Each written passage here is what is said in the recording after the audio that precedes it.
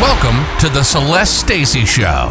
Celeste Stacy is your host. Celeste Stacy is an author of 4 novellas, SAI, Secret Agents of the Illuminati, books 1 through 3, and Tales of the Illuminati, Boxcar Willie. You can listen to her show on www.secretnarty.com/listen.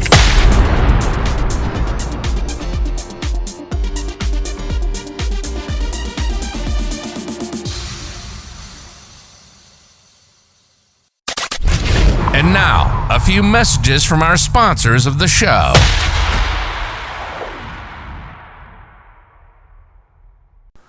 Looking to get into podcasting? Look no further than Anchor. That's right, folks, you heard it here. You can host your podcast show on Anchor for free. And now, back to the show.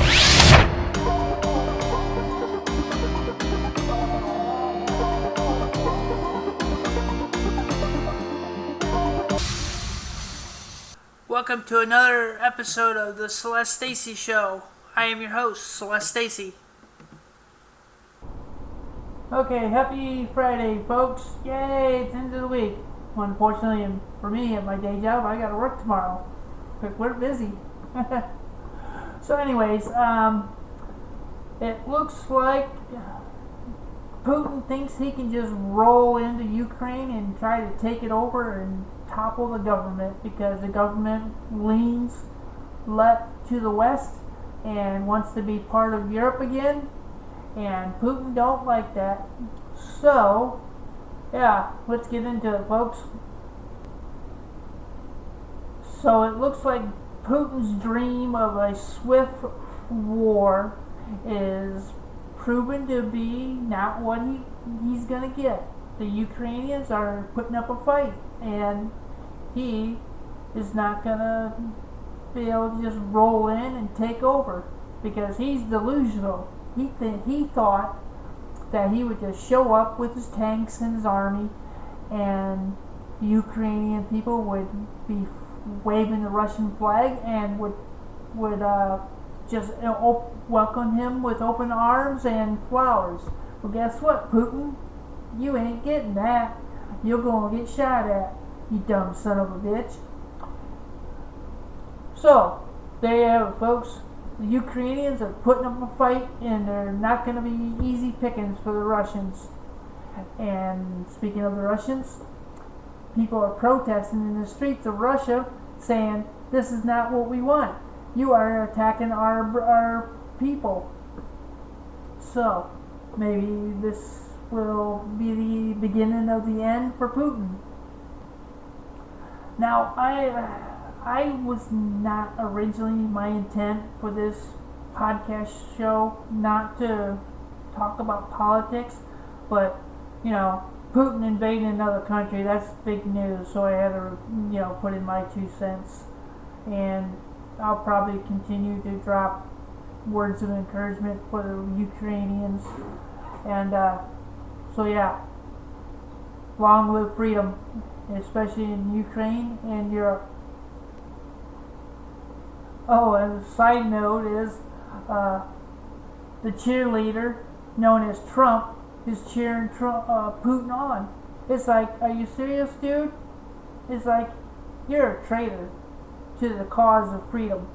And as Trump sucks off Putin, metaphorically, on social media and on the news and at Mar-a-Lago, it just blows my mind that he would say that Putin's a genius. It's like, dude, what's wrong with you? You're a dumbass and a clown. But I guess that's why Putin likes Trump. He considers him a useful idiot. And speaking of useful idiots, the right-wingers that support Trump, Trump views them as useful idiots. So I guess, shit rolls downhill, and that's a shit. So anyways, we got a long ways to go to fix things in this world. And these right-wingers and these wannabe dictators and these commie pigs and dictators, they just gotta go because the people don't want that. So in other news, my books, one of the characters was Putin. I actually stuck him in my books, not because I admire him or try to make him look good. It's like I'm making fun of this son of a bitch. Yeah. So I'm gonna dig around here and find a clip from one of the books that paints Putin in a very negative, funny light. So hold on, I'll be right back. Chapter 5. The Drunken Queen. The Black Queen, a.k.a. the director, full of herself and drunk with power and ale, is at the table of council members and is having a very heated and loud exchange. Give it up. I won, and you all lost. My daughter has brought peace to our people and the blogs. It's only a matter of time that I'll be named queen of all things nardy, here and back home. With pursed lips, Council Leader Azok curtly says, Yes, you keep saying that. And throwing it into our faces, Vladimir Putin ignores the exchange and asks, Where is my nephew, Victor? The Black Queen shrugs and waves her hand around. He's here somewhere, probably fetching someone a drink or causing some trouble somewhere, she says half-drunkenly. Vladimir Putin sits there smirking as usual and nods, snaps his fingers for a server to bring his usual drink, vodka. Black Queen leans into Vladimir Putin and screams into his ear, no one gets that stupid smirk you do all the time. She turns back to the other members sitting at the table, who are trying to have a good time despite having to deal with a drunk director. Kris Kringle and the general come over to the table, and at first try to coax the director back to her table. After a failed attempt to rescue the council from the director, Kris Kringle suggests, Maybe we should get you some coffee. Did you start partying early? Black Queen responds, Well, actually, we did start back at HQ, in the driveway, and then went on from there to here. She kind of slurs out. The general asks, So, tell me, Charlene, where have you been all this time? Black Queen smiles, leans in and grabs the general by his tie and kisses him on the lips. She ends the exchange by biting his lip and saying, Don't ever call me that name. Got it? An announcer at the door is introducing people as they walk in. Ladies and gentlemen, it is my great pleasure to introduce Mr. and Mrs. Belugi Blogosaurus. Bambi, with a red face, interjects, It's Bambi Badass and just Belugi. The announcer starts to do a correction announcement when Belugi smacks the announcer, grabs the microphone, and grumbles into the mic. Folks, there you have it.